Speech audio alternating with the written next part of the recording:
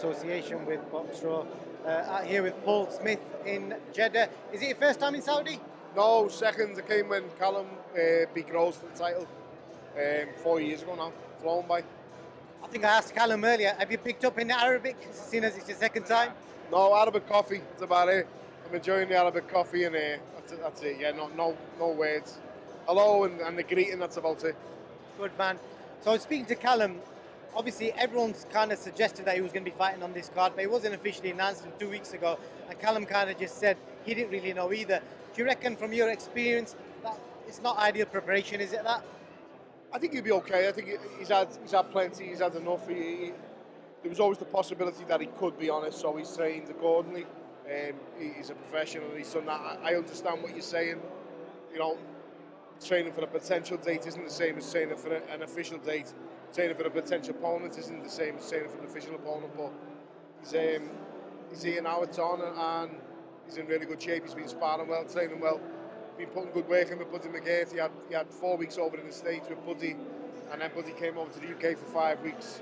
And the stuff he's been doing and the way he's performing at the minute, the way he's boxing, been looking really good. The only loss his opponent has is a first round blowout. Most fans are expecting something similar, maybe not first round blowout, but Callum is obviously far more experienced in the level of position that he's at as well. What kind of threats do you think he needs to be aware of fighting this dude? Callum has to be aware of just got always the same threat as always. He's got to be switched on. He's in with he's a big kid, he's a light heavyweight, he's a southpaw. There's a lot that Callum's been working on in sparring and training with Buddy, and Buddy McGeert's exceptional at training boxers to fight southpaws. He's trained so many of them over the years, and he's looking really good, Callum. And the things, I think he's more worried about what Callum's going to do and what he's going to do himself and how he's going to perform and adapt and switch the game plan if need be. But I think what he has and the game plan will be enough and should be enough to see him over the line and look really good. He needs to, not just need to put a display on, but I think he'd like to put a display on and put a good performance on. His debut at 175 on the last Joshua Usyk bill was absolutely devastating. If he can get another one of them, he'd be delighted. But he just wants to keep making statements, keep making, devastating knockouts, good performances, and show him why he belongs up there in the mix with the champions at 175 now, having had a successful, good stint at 168. Definitely, and there's no guarantees that he's going to get a world title shot straight away because all the belts appear to be tied up. We don't know if there might be unification fights. Eddie seems to be putting up a lot of domestic fights together at the minute. There's loads of names out there. There's obviously Joshua Buatsi in-house. Obviously you got Anthony Yarde from another promotional outfit. Which kind of domestic fight appeals to you and as a fan and know his brother? For Callum, none.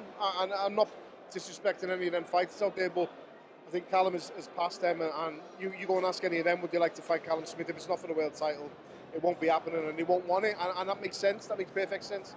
Callum Smith wouldn't want to probably fight any of them because he's looking at Pateviev, and that's unfortunately how boxing goes, and he's paid his dues, Callum, at 168. His first fight at 175 was against a world-ranked fighter, a good fighter who done well and performed at the top level and didn't disgrace himself. So getting a devastating knockout there and showing what he can do.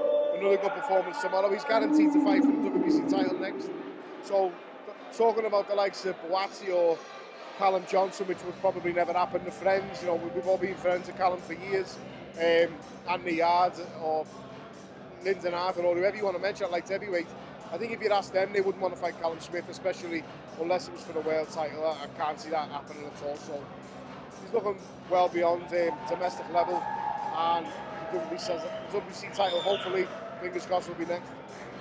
And just you guys as brothers as a whole, you support each other, and I was out with you in New York when you were supporting Callum then as well.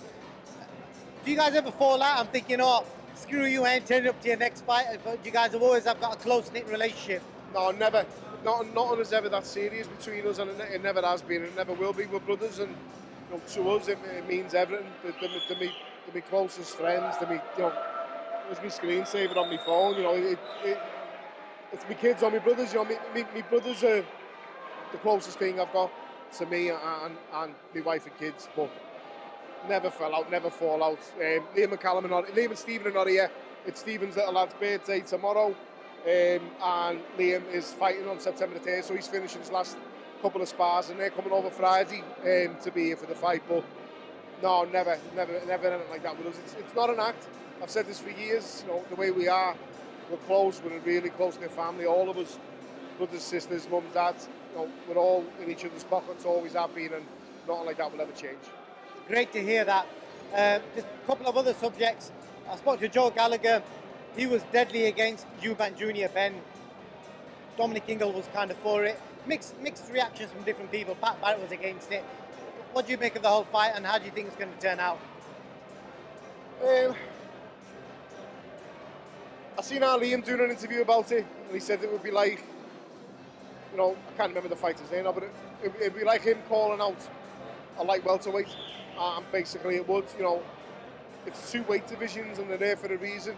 Eubank's handled himself well at 168, never mind 147, 154, 157, whatever the fight's at. And a big George Groves. A big George Groves, powerful George Groves, strong George Groves, and Eubank lasted and done well and didn't look that out of place, to be honest with you. Arthur Abraham, you know what I mean? Big, strong, big puncher. I don't agree with it from a sort of boxing purist perspective. But as a boxing fan, I'll watch it, and it's exciting. And if the dads had never fought, or the dads weren't legends the way they are, and the two of them are legends. Nigel Benn was my hero growing up. I loved him, I idolised him, I watched every fight I could watch of him. It wouldn't be happening. That's just my opinion, but it is happening, so get behind it, enjoy it. Two British lads fighting each other. Hopefully no one gets hurt, hopefully they come out unscathed, but for me, a good big one always beats a good little one, and I could be proved wrong. To be honest with you, I hope I'm proved wrong, but I just can't see past Eubank. I think he'd be too big, and size will matter on the night. I'd love Conor Benn to do it though, but you know, boxing's boxing, and usually it goes to plan. Definitely. And just moving on, the main event this Saturday, AJ Usyk. And again, I'll refer to the interviews I've done recently. Peter Fury, Dominic Ingle, deadly against having two trainers. There's not many people for it. Both of them have said, you know, you need to have one voice.